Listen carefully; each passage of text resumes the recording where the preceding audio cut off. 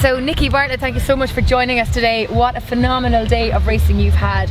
You came second female overall. You beat some of our pros. You were second only to Emer Mullen on the day. How ecstatic are you to have crossed that finish line in that position today? I am more than ecstatic. I came to the race, I had expectations. I wanted to come in the top 5. I thought that was maybe pushing it a bit, but yeah, over the moon, literally. So tell me a little bit about how you've come to race here in Wimbleball for the Ironman 70.3 here in 2014. You have completed an Ironman previously. In fact, your first Ironman was a 70. Your first triathlon, indeed, was a 70.3 event. Yeah, it was the Little Woody in the Forest of Dean, and it was very hilly. And I was like, I had a little road bike. It was I bought it off eBay for about 220 quid, and I didn't even have a bottle cage on. I was like, I just did the whole half Ironman without any fluid or food. Oh my god! And then I just got a buzz off it. And my friend's like, oh, next year we should do it for charity, because I was rowing at the time on like a GB World Class Start System. So I was rowing full time, working part time to kind of afford it. So we did the Ironman for charity, and yeah, I managed to win my age group somehow. But you won your age group and didn't even know what Kona was at the time. I didn't. I went to the ceremony, got my medal, and they're like, "You taking a slot?" And I was like, "Generally don't know what that is." Everyone's like, "Hawaii," and I was like, "Sorry, I don't know." No, because I had a broken foot at the time. Okay. I had stress fractures in my foot. So you still won your age group and qualified for Kona, and you had a fracture in your foot at the same time. I did. And today you had a little similar issues with your race, in that your chain set wasn't working properly. So between 10 and 40 miles, you had some troubles on the bike. So basically, a couple of weeks ago, my shifters broke on my bike, so we got them all replaced. I went out this week and they're fine. And then about 5 miles in, I could just hear this rattling. I was like, oh, where's that coming from? And I looked down and my shifter was just rattling, and it was just off.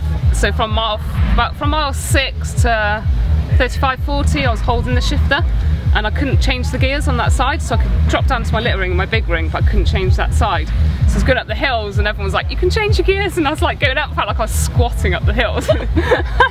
It was hilarious. And I managed to find the bike mechanic at mile 40, then I could actually use my gears properly after mile 40. And how soon did you know that you were actually chasing second place here today, second woman home in the race? You know, did you know that you were so far up the field? I thought I was around 4th or 5th.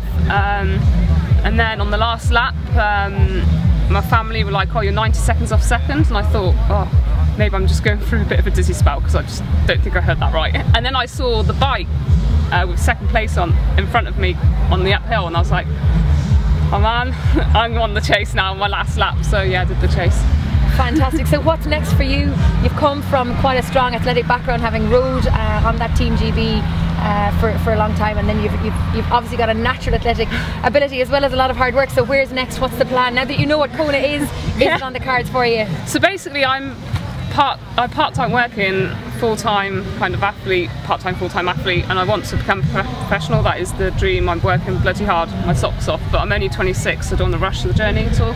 I just want to take my time to get there. I want to become a professional, so I'm just getting race experience. I think today might be my 10th or 11th triathlon, so I just need experience this year, so I don't want to pay out big bucks to go to the big abroad ones when I just need to get some experience in the legs. Well done. Well, I certainly look forward to interviewing you in future years as an Ironman champion, and indeed an Ironman 70.3 champion, and we hope we see you back here next year, and possibly maybe pipping Emer Mullen to the post.